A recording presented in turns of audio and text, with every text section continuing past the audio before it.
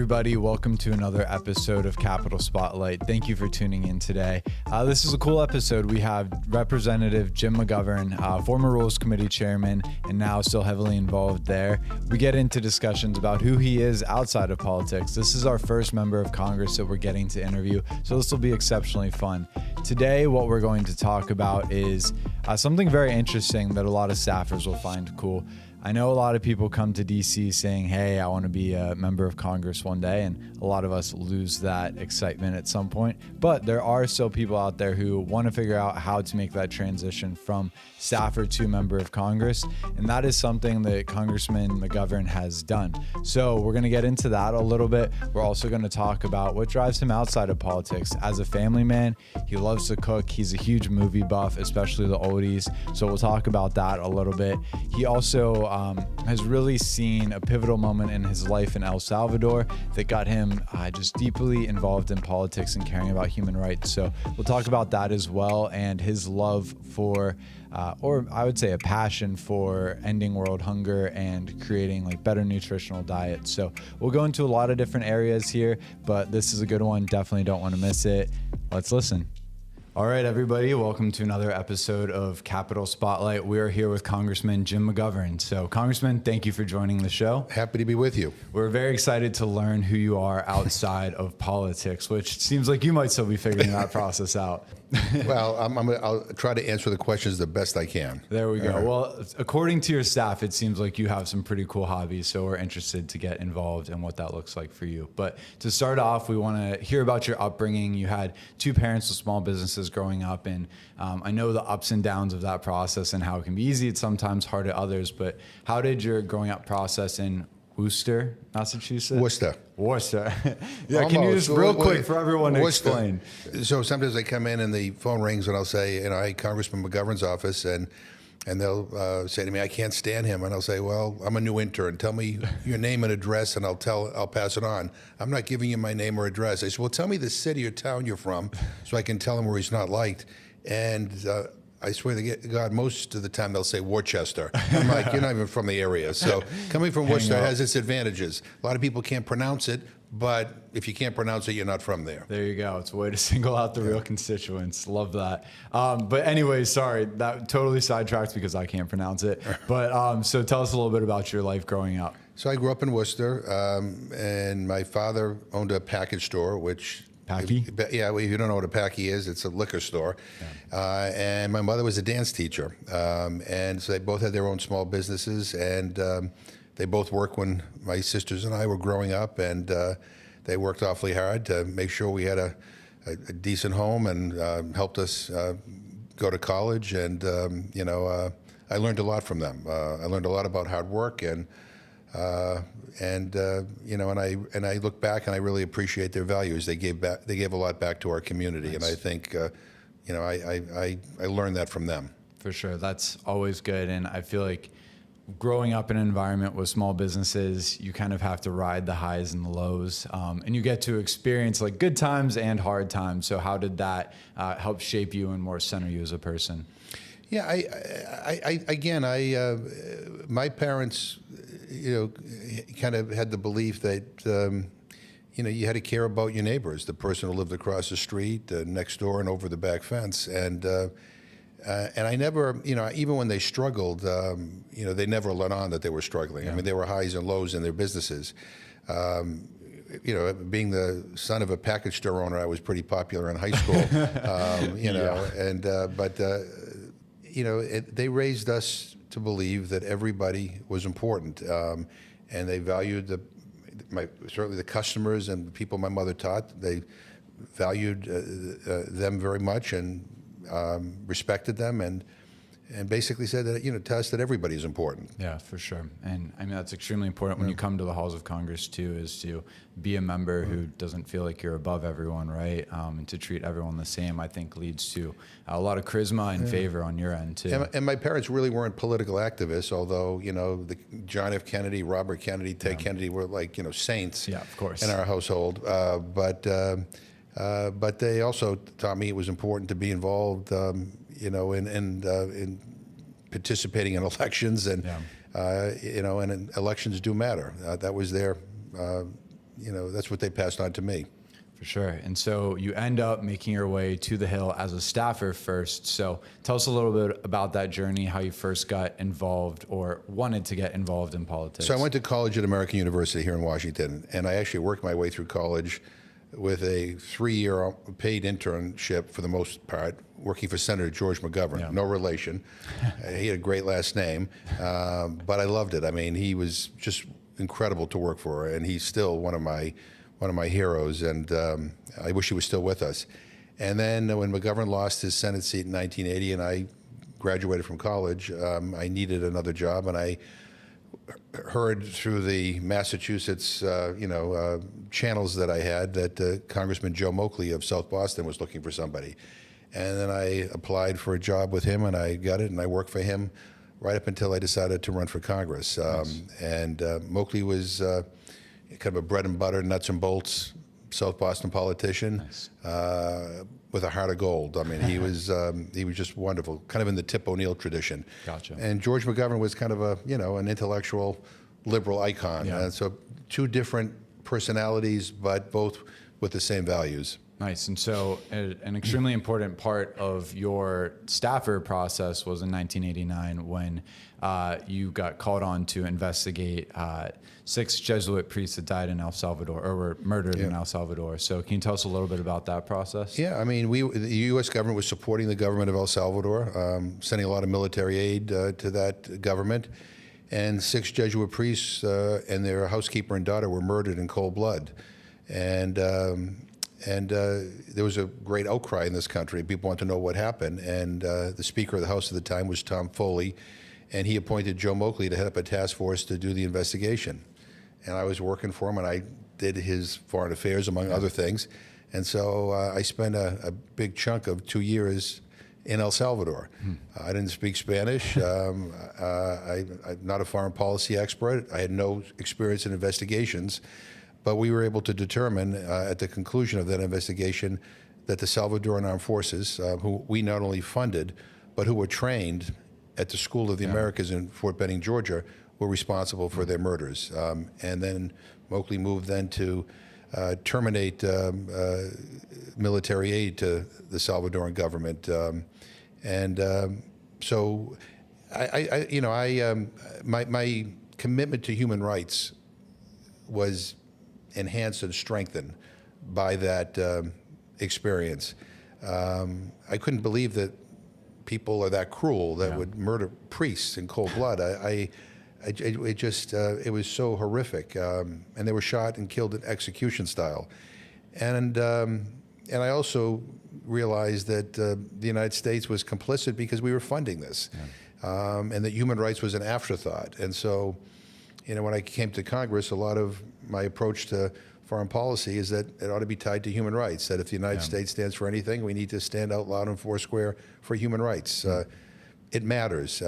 But I've gone back to El Salvador on the anniversaries of the killings on several occasions. I'm hoping to go back in November. Nice. But it has had a profound impact on me as a person and as a legislator. Yeah, absolutely. And I'm sure that was eye-opening for you. And sometimes when you get stuck in the Capitol Hill bubble for so long as a staffer as a member, and you kind of forget that there's this whole world out there. And so for those staffers who might be like, how do I find those like eye-opening experiences or whatever that may be, how do you encourage them to make their way out of DC for a little bit while still doing what they love? Well, first of all, I want to thank anybody who wants to be a staffer up here. I think we need good men and women to want to serve their country, working in Congress. And once you are a staffer, I'm a big believer in being present in your member's district, but also if you have the opportunity to travel, take advantage of it. Sure. Sometimes you can do it officially, sometimes you can do it through nonprofits and various organizations, but it's important to get out and to see the country and the world, because that's how you learn. And we get lots of briefings up here and lots of position papers, and all of those are important, but there's nothing quite like talking to people one-on-one, seeing things firsthand. And so I would encourage you to take advantage of any opportunity to kind of get off the Hill and get out into the world. Absolutely. So I have to ask this question because you followed this journey, but there are so many staffers out there who kind of have that long-term goal of one day I want to be an elected official. So a lot of people come to this town with that goal and then end up going a different direction. I myself was one of those where it's like, I'm an intern. Oh, I can't wait to run for Congress one day. And then, entrepreneurship takes me a different way. But for those staffers who are really serious about creating an agenda for themselves to set themselves up well to one day run for office, how do you balance that? I think the most important thing in determining whether you run for office is whether you want to do it. I mean, when I ran, nobody thought it was a good idea. I mean, I wasn't drafted. I took on a very popular two-term incumbent. I was supposed to lose. But I just thought I wanted to do it. I thought I could offer something that would be helpful to the people in my state, and I just did it. When I won in 1996 on election night, when the polls closed at 8:01, they were announcing that I lost, and I thought I lost. I shut the radio off because when you lose, everybody tells you how lousy you were in the campaign. Monday morning quarterback. So I went home, changed my shirt to go give my concession speech, and I showed up at the hotel, and I had a supporter in the parking lot with a bottle of Jack Daniels in her hand and saying, "This is the happiest moment of my life." And I'm like, "You're intoxicated." And I went in and I realized that she was celebrating the numbers coming in, which had me winning. So sometimes, lightning strikes. I would say even if, and I was a long shot, but even if you don't prevail, sometimes it's just worth doing it for the experience and for what you can learn.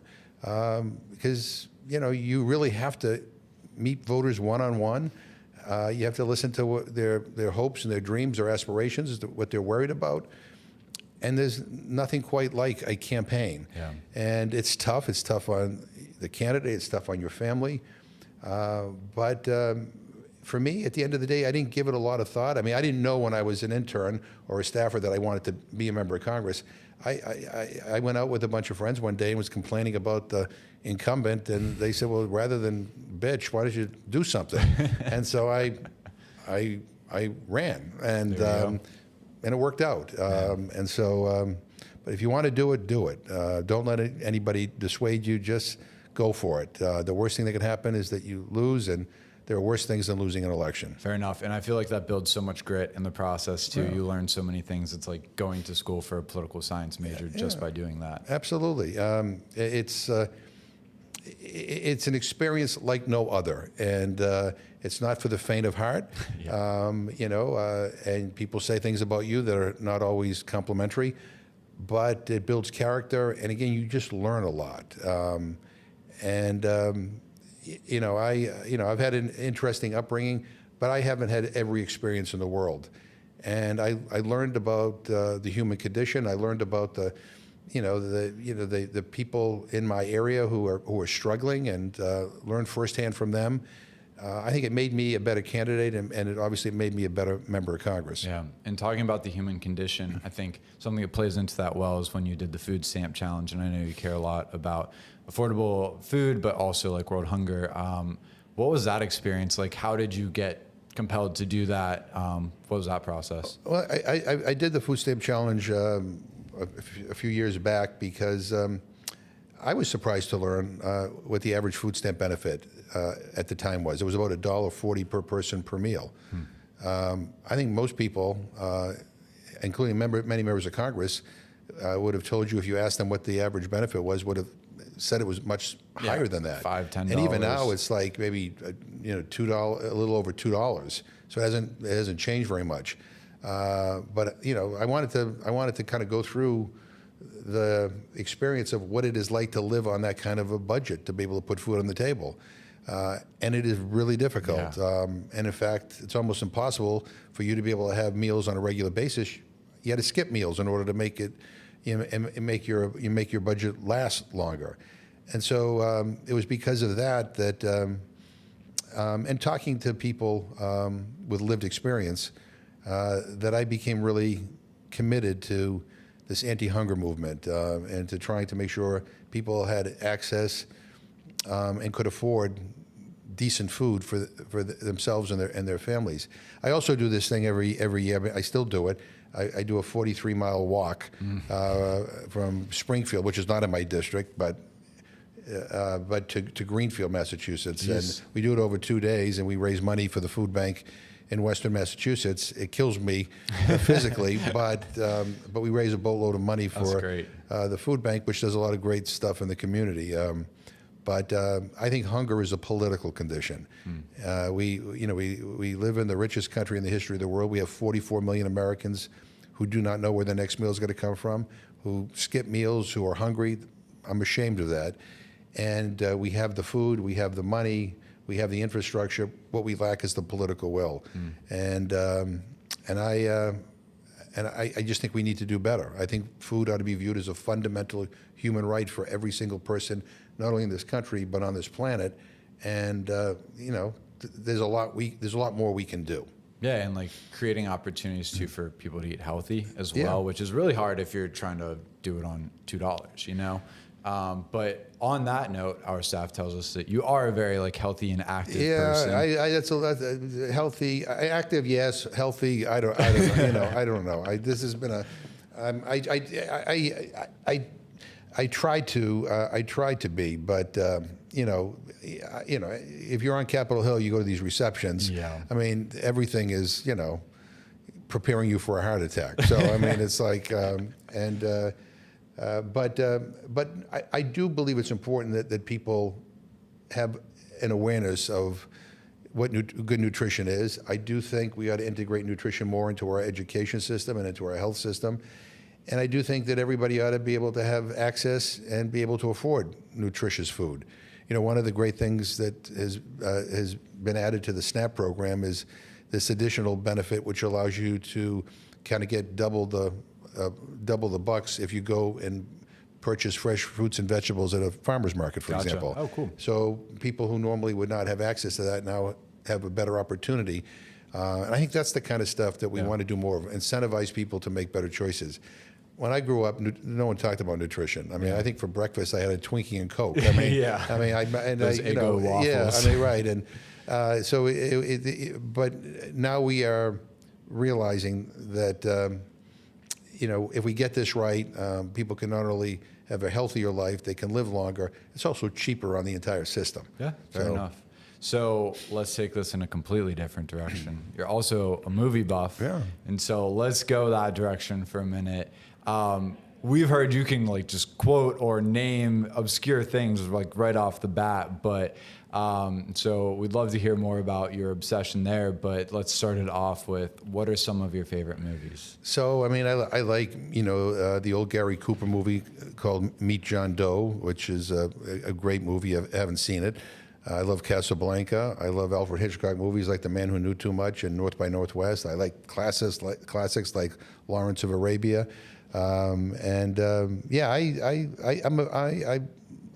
love movies. I haven't been getting to movies as much as I'd like to, but it's a great way to escape. It's also a great way sometimes to be inspired. For sure. And some of the older movies are really the best movies because they're written, with perfection and meaning, and some of the performances are just incredible. So yeah, on that note, are you still like an active fan of movies? Like what's coming out now, or have you seen it kind of dwindle off and you stick to the classics? I mean, I go with my kids to some of the current movies.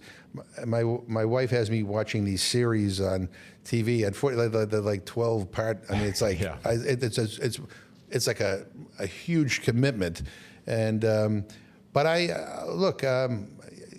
Especially in this job, sometimes you want to escape, and so we're watching The Bear, which is a great series. We just watched the series. I forget the name. It's with Nicole Kidman and Liev Schreiber. The Perfect Couple. The Perfect Couple. Yeah, we just finished that. There you go. Yeah, I mean, what are your thoughts? Was it good? I mean, I thought it was entertaining, and I didn't know. I couldn't figure out the ending until the very ending. So there you go. That's the sign of a good. That's the sign of a good series. Right? Yeah.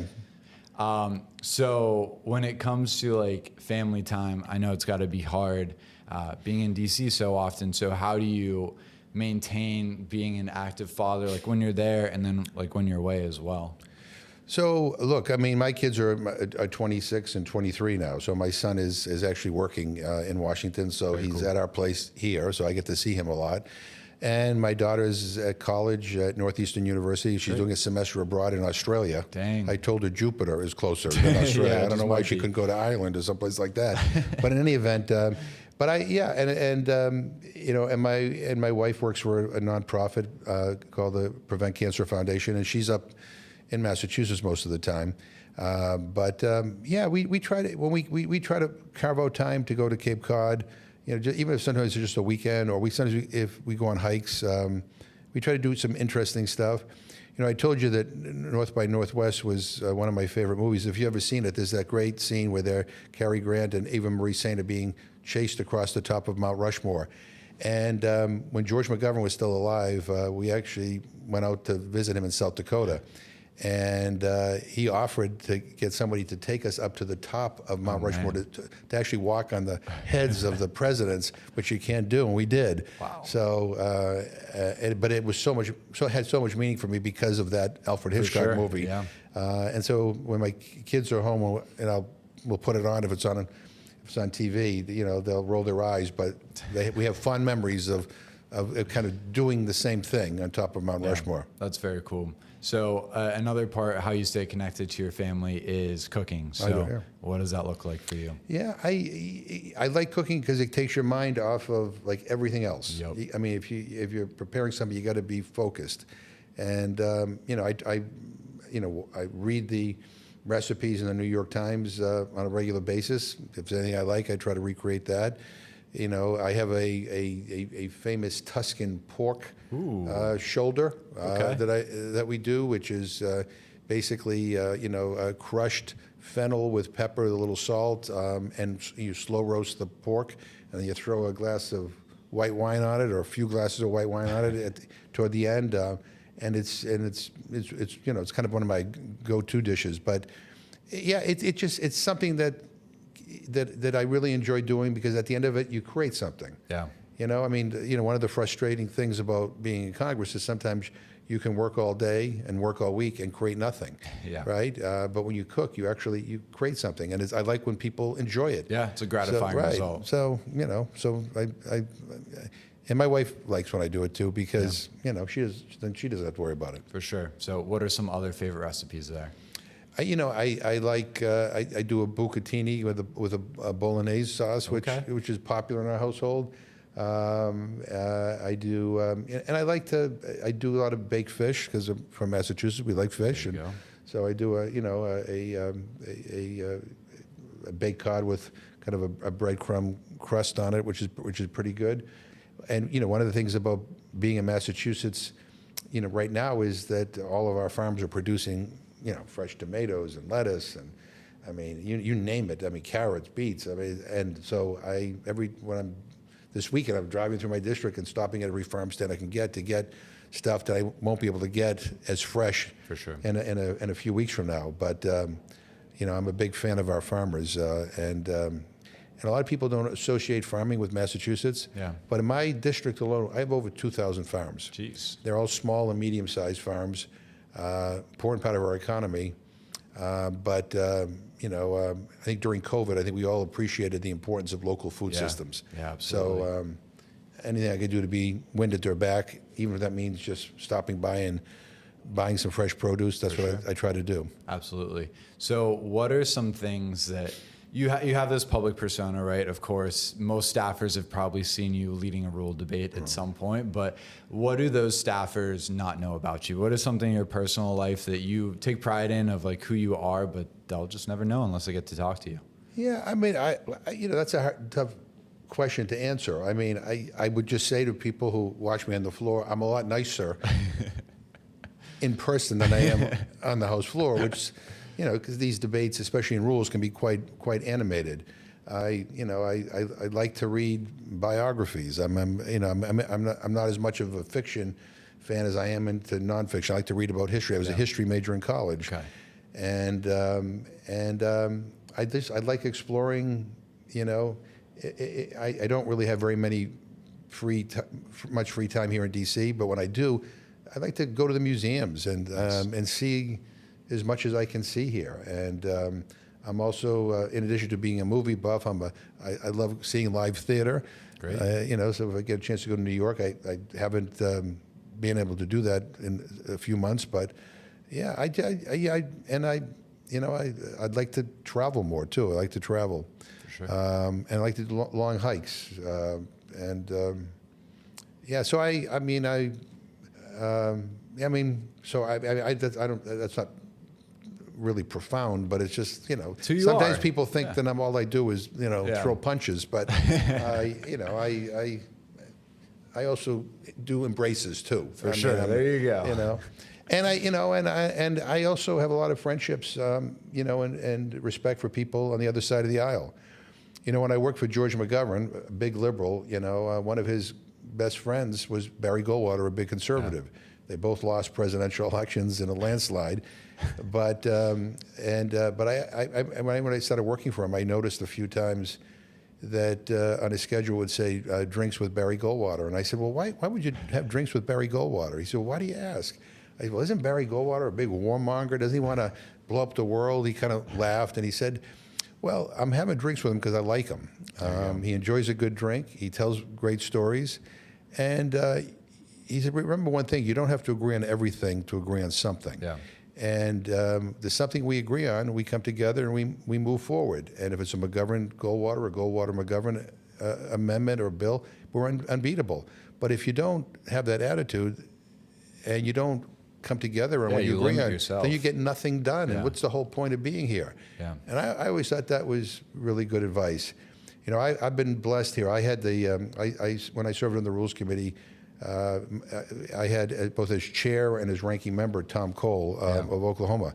I love the guy. Yeah, for sure. I mean, I think he's the most decent, honorable, down-to-earth person I know. And we went through some pretty controversial times in the Rules Committee. Times in the last few years. Never, we never get to the point where it was personal. Yeah. And I've always appreciated that. I think, I want more members on both sides to be like that. I'm not always like that. Sometimes I'm a little bit much, but the point of the matter is that I think we all can do better here. Yeah, I feel like there's a lot of places I want to take that statement, but that's something we really care about at Connect is creating opportunities to make relationships across the aisle, to find those few things in common or even that one thing and just focus your attention on that. But so being a staffer in the 80s into the 90s here and now a member since, how has the time changed? How do you experience 2024 Congress versus back in the day? What's the same? What's different? Yeah, I'm kind of nostalgic for the way it was. For sure. When I worked for Joe Moakley, Tip O'Neill was the Speaker of the House for a portion of that time, and they would regularly go out for drinks with a bipartisan group. Yeah.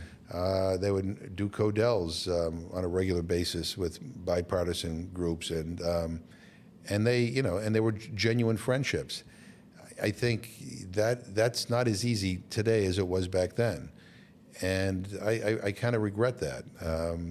I think sometimes you get people who get elected who feel if we disagree on anything, then you must be my enemy. Right. I don't want to befriend you. I don't want to even acknowledge you. I may get some people in the, up here that when I walk by in the hallway, I say hello and they don't say hello back. I'm like, really? Yeah, where's the humanity? Yeah, I'm not contagious, so you can talk to me and you won't become a Massachusetts liberal. But the point of the matter is, Tip O'Neill used to say all politics is local, and I would add all politics is personal too. Mm-hmm. And we got to figure out a way to put the personal back into this, where we can disagree, and even vociferously disagree, but not lose respect for one another. And it's really hard. Social media has made it very, very difficult. Sure. I even noticed kind of my town meetings are a lot more kind of confrontational than they were. I've had people accost me on airplanes, so what you try to do is, let it roll off your shoulder, and maybe you respond with a humorous quip. But politics is a rough business. It's not for the faint of heart, but it doesn't always have to be a contact sport. Yeah, and I think, at least in my time on the Hill, too, you would go back to the district, and if you work for even a liberal or a conservative member and they're very strong in their viewpoints, if they work together across the aisle on something, you hear it from certain people back in the district of like, oh, like, you're not a real Republican or you're not a real liberal, like, whatever it is. How do you, like, convince people, hey, like, I can stand for my values but still find that middle ground to get things done? Look, to me, politics is about getting stuff done, and if you're not getting stuff done, if you're not helping people, if you have nothing concrete to show for your being here, then what the hell good are you? Yeah. I mean, I just, you can give all the great speeches and, have all the great, one-liners in your social media that you want. Twitter account. Right, yeah. But if you're not delivering anything for the people you represent, or for the people of this country, then, like, why are you here? Yeah. I mean, I'm proud of my service because I can point to things that I think have helped my district, have helped the country, and even contributed to helping people around the world. That's why I wanted to run. I didn't want to run for the title. I wanted to run because I thought I could do stuff. I had good ideas. I wanted to get stuff done. And so that's, when new members come in and they come by to see me and, they're looking for advice, my advice is focus on getting stuff done. Yeah. I mean, that's what this job is about. And if you're not getting anything done, then you're not doing your job. Fair enough. So in my time on the Hill, got to experience watching you on TV a lot, sparring against my member for Rules Committee debates. Who's a nice guy, by the way. And just call him Guy. Do not call him Congressman Rushenthaler. Yeah. But he... I loved watching you two debate because you were so good at kind of quipping back and you're very quick on your feet when it comes to your debate style. Is that something that you honed or did it come naturally? Where did you find you had that talent? I think it just developed. I mean, when I first ran for Congress, I was lousy. I mean, in terms of public speaking and debates, it wasn't easy. But you develop it, and part of what happened is, for me, is that the longer I've been here, the more passionate I've gotten about some of these issues, and the stronger I feel. So, I know who I am, and so what you see on the House floor is kind of like, me kind of defending what I think is important, what I think our values should be, and so I've become more comfortable with it, but. Yeah, if you roll back the clock, I was, I wasn't particularly impressive when I first got here. Yeah, I guess it's just reps over time, right? Yeah, I mean, but it's also you get more comfortable with the issues. You get more comfortable with who you are. You're not reading talking points anymore. Like you've known this for a while. And at the point, look, I used to think when I first got elected that if I lost, Western civilization as we know it would come to an end. I now know. That's not the case. Yeah. I don't want to lose an election, but the bottom line is, I can say what I believe. Yeah. And I think when you're saying what you believe, when you speak from the heart, it is better. I mean, and so that's my style. And in Massachusetts, we're not as let's say like we kind of put the niceties aside, and we're not as diplomatic as right. A little bit more kind of direct, but. But there are very few times when I ever regret, what I've said on the House floor or in committee. So good. That's good.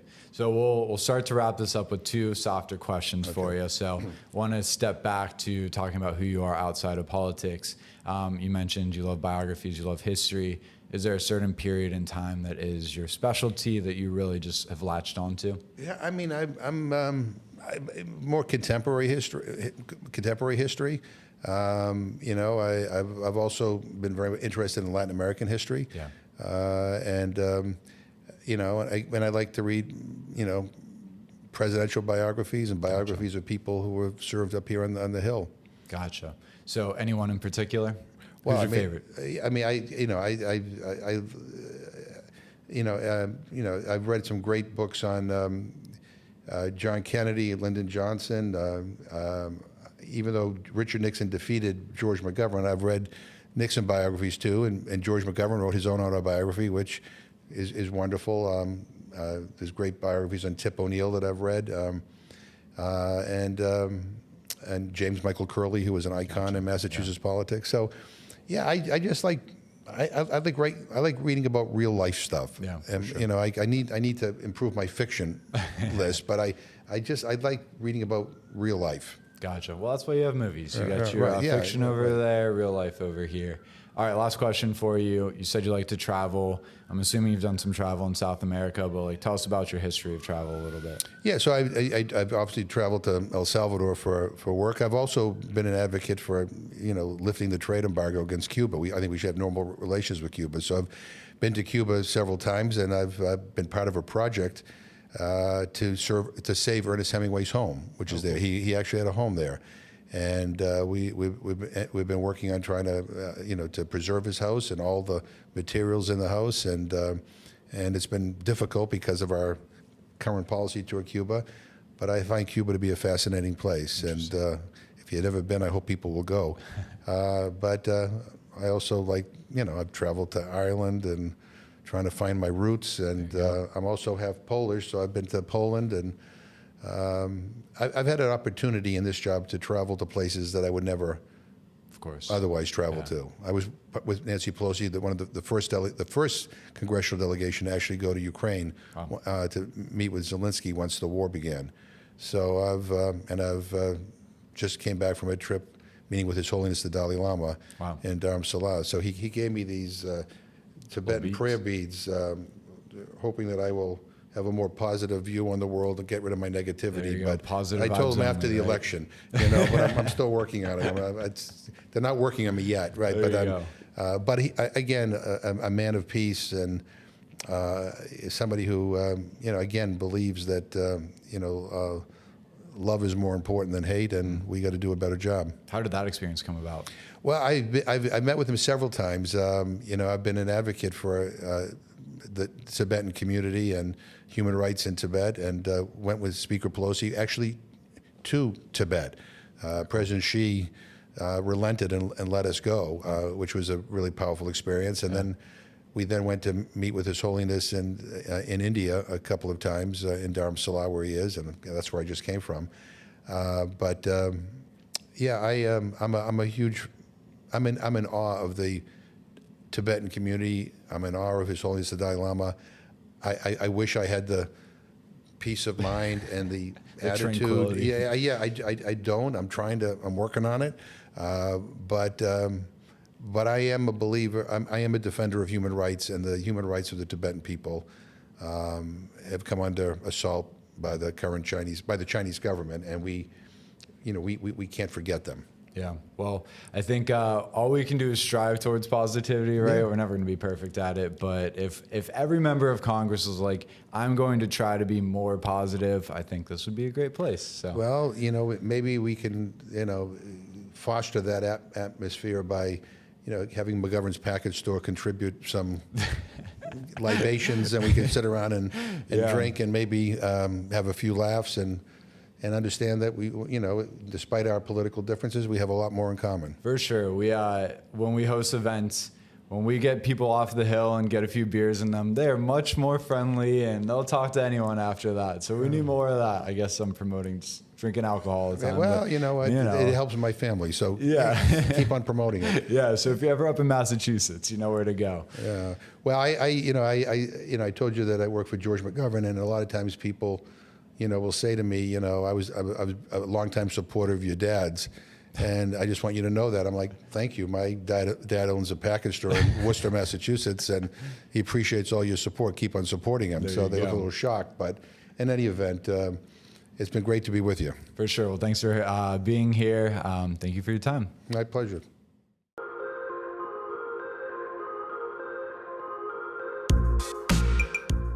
Hey, it's David again. Thank you guys for listening today. We're really excited about this Capital Spotlight podcast and getting it off the ground. So make sure to tune in again. And the easiest way to do that is subscribe to our channels. Check us out on social media at ConnectApp, CNCT, APP, basically everywhere. So find us there, subscribe to our newsletter, and check out our website, capitalconnect with an O.com. Thanks, guys.